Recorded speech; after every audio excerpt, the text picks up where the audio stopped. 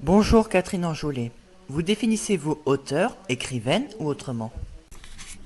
Ah ah, en effet, oui, quelle définition. Probablement écrivaine, puisqu'on c'est difficile aujourd'hui pour une femme de dire écrivain, et que c'est toute une polémique. Mais auteur ne me dérange pas, donc les deux me conviennent. Oui. Quel était votre premier ouvrage? Le tout premier roman, Rousse comme personne, mais en fait le tout premier roman publié. Il faut savoir, pour ceux qui se lancent dans l'écriture, qu'il y avait pratiquement 10 années avant de manuscrits qui restent dans les tiroirs. Donc on a toujours l'impression que le premier roman est publié et que c'est facile. C'est que la plupart du temps, les auteurs, justement, ne disent pas que avant de publier, ils ont eu quelques manuscrits restés dans les... Voilà. Donc il faut être très patient et voilà. Quelle était votre motivation première pour l'écriture? Alors ça, je crois que c'est une réponse, je ne suis pas sûre qu'on l'ait jamais, cette réponse, que l'écrivain sache quelle motivation. Alors évidemment, s'exprimer, évidemment communiquer, évidemment rencontrer l'autre, évidemment partager les émotions. Et cette idée de partage, bien sûr, est importante entre l'écrivain et le lecteur. Mais je crois que probablement ça doit être différent à chaque projet, notamment pour ce qui me concerne, puisque j'écris à la fois des romans, mais aussi des essais. Euh, je crois que les motivations, selon le support et selon peut-être l'évolution personnelle, est probablement différente. Là, ça fait quand même maintenant, j'ose à peine le dire, mais ça va faire presque en effet un quart de siècle d'écriture. Donc évidemment, les motivations de départ ne sont peut-être pas celles d'aujourd'hui. D'accord. Vous écrivez toujours? Oui, oui, je publie donc, je crois, dans une quinzaine de jours, le prochain roman intitulé Nina devrait être en librairie début février.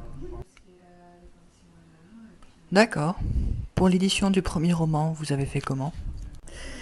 Comme je le disais tout à l'heure, je crois comme chacun, on envoie nos manuscrits par la poste, avec toutes les déconvenues assez classiques de retour à l'envoyeur, parfois sans un mot, sans quoi que ce soit. Et puis tout à coup, j'imagine, à force de détermination, finalement, le manuscrit trouve un écho près d'un éditeur. Et par rapport à Amazon Kindle, les e-books, vous en pensez quoi? Ah, c'est vrai que je crois que j'ai encore besoin du document papier. En revanche, je trouve ça extrêmement pratique de retrouver un extrait. Sur le plan pratique, c'est formidable. En revanche, peut-être sur le plan de l'esthétique de l'œuvre elle-même, je reste très proche du document papier. Quelle est votre motivation de tous les jours pour écrire? Je crois que l'idée de transmission est la même d'ailleurs que ce soit dans l'écriture ou que ce soit dans l'action humanitaire. Transmettre. Il me semble que ce mot de transmission est de l'ordre du vital, c'est-à-dire qu'il n'y a pas de vie s'il n'y a pas de transmission. Donc que la transmission soit en quelque sorte via l'écriture ou qu'elle soit via l'action, euh, dans les deux cas, c'est une question de vitalité, de vie. Quel est votre sentiment général par rapport à vos écrits? Ah. Alors, c'est très curieux parce qu'à la fois, toujours une certaine insatisfaction, et j'aurais pu mieux faire, et là, c'est pas suffisamment, et c'est pas suffisamment proche de mes lecteurs, etc. Enfin, tout ce qu'on peut se reprocher. Et en même temps, fondamentalement, quand il y a, ce qui est mon cas, je crois, 12 ou 15 ouvrages, oh, on se dit il y a quand même, tout ça fait sens quand même. Quel conseil vous donneriez à celles et ceux qui souhaiteraient démarrer un projet d'écriture? Je crois qu'en effet, la patience, la détermination, euh, Je crois que ce sont les conditions sine qua non. Si on n'a pas cette patience, si on n'a pas cette détermination, et si au premier refus on se décourage, ça ne fonctionne pas. Ça signifie qu'il faut vraiment avoir ce besoin de l'écriture. Parce que, et d'ailleurs c'est très bien comme ça, c'est-à-dire que ceux qui lâchent prise au premier échec, c'est peut-être qu'ils n'ont pas fondamentalement ce besoin d'écriture. Et il faut ce besoin de l'écriture, parce que c'est assez ingrat.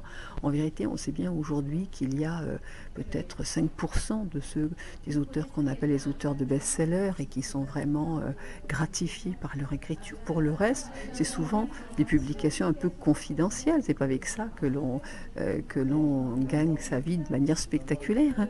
Donc il faut que ça corresponde à un besoin, je crois. Et donc le meilleur test, c'est ça, c'est est-ce qu'on lâche prise au premier refus ou est-ce qu'on est déterminé. Écoutez, merci d'avoir pris le temps de répondre à mes questions et bonne continuation. Merci à vous. Merci à vous d'avoir écouté cette interview, j'espère qu'elle vous aura plu. Je suis Dan Advocat, jeune auteur de 14 ans. J'ai écrit un roman disponible en téléchargement sur Amazon Kindle, Dylan Lago, Les Vengeurs. Vous pouvez me retrouver sur mon site blog sur danadvocatauteur sous wix.com.